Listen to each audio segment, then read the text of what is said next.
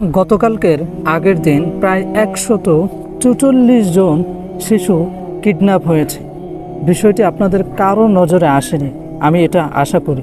কারণ কোনো TV channel বলেন, নিউজ চ্যানেল বলেন, মেইন স্ট্রিম যে মিডিয়াগুলো আছে তারা কেউ এই খবর প্রকাশ করেনি।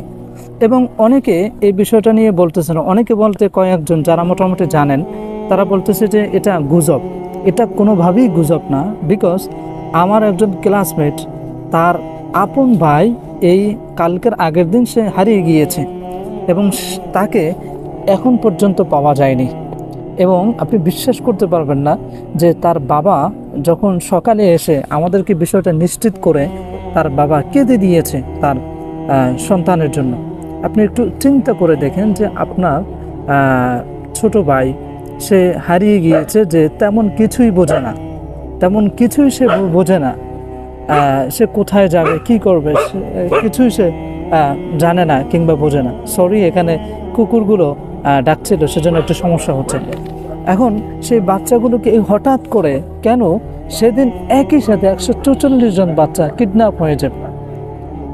কেন কেন এটার পেছনে কি আসলে কি কোনো রহস্য লুকিয়ে আছে? কেউ কি আসলে এটা দিয়ে মানুষের মগজকে কিংবা দৃষ্টিভঙ্গিকে অন্যদিকে কি ফেরাতে চায়, বা এটাকে সোশ্যাল মিডিয়ায় ভাইরাল করে তারপর অন্য কিছু করতে চাচ্ছে কি না, সেটা আমার ধারণা। তবে আমি সবচেয়ে বেশি কষ্ট পেয়েছি এই জন্য যে একটা বাচ্চা যে কিনা কিচ্ছু বোঝে না, তাকে কিডন্যাপ করে তাদের কি লাভ, তাদের সন্তানগুলোকে যদি এভাবে কিডন্যাপ করা হতো তাহলে কি অবস্থা হতো?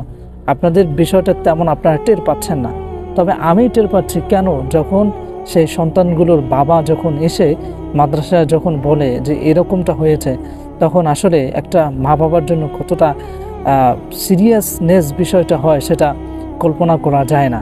সো এজন্য আমি আপনাদের সকলকে বলবো যে ভাই, মেইন স্ট্রিম মিডিয়াগুলো এগুলো আমাদের হাতে নেই, এগুলো বামপন্থীদের হাতে।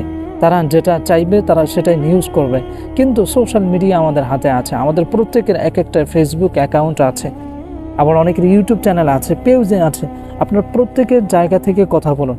আপনার ফেসবুক অ্যাকাউন্ট থাকলে ফেসবুক অ্যাকাউন্ট থেকে একটা পোস্ট দিন যে বাংলাদেশে এখন একটা বিষয় ছড়িয়ে পড়েছে, সেটি হচ্ছে যে বাচ্চাদেরকে কিডন্যাপ করা হচ্ছে। এই বিষয়টা লিখে আপনি সকলকে, জনসাধারণকে আপনি সচেতন করতে পারেন। এছাড়া আপনি আপনার আত্মীয় স্বজনকে ফোন দিয়ে আপনি জানাতে পারেন যে এরকম একটা সমস্যা তৈরি হয়েছে, সুতরাং আপনারা এই বিষয়ে জোরদারভাবে আপনার যে সন্তান আছে তাদেরকে খেয়াল রাখবেন। তা না হলে আপনার ছোট ভাই কিংবা আপনার সন্তানও এই কিডন্যাপের শিকার হতে পারে। আর সর্বশেষ বলবো যে আপনারা যারা ভিডিওটি দেখেছেন, আপনারা এই ভিডিওটি শেয়ার করে দিবেন যাতে মানুষরা সচেতন হয়। Okay, that's it. Thanks for watching this video and see you in the next video. Allah Hafiz.